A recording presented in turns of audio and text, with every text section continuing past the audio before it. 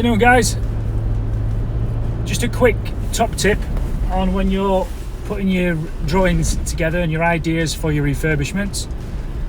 So these drawings and ideas that you're shotting about are what you're going to be sending across to a builder or your tradesman, if you're going individual tradesman, to be able to give you a quote, give you an estimate on how much it's going to cost you to do the work. So when you do your drawings, most people do them on floor plans these days, and they're putting together a floor plan pack, and then they'll start scrubbing out walls, drawing new kitchens on these plans.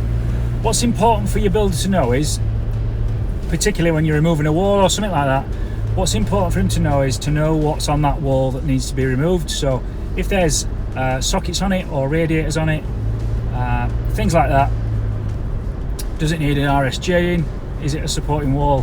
He's going to need to know. So whilst you're going to do a plan of what you want on your floor plan drawings, also do a plan of what you actually see in addition to what you want. So if you're seeing sockets, you're seeing gas, you're seeing, write it down. If you're seeing rotten skirting boards, get them wrote down. Spongy floors, damp courses, Artex ceilings, all things like that he's going to need to know before being able to put in a price together. It's all well and good sending across what it is you want, but if he doesn't know what's there already, he's going to have to do a visit to get that information, which, you know, it's just waiting for everybody. So if you can cover that off for him, then that's brilliant.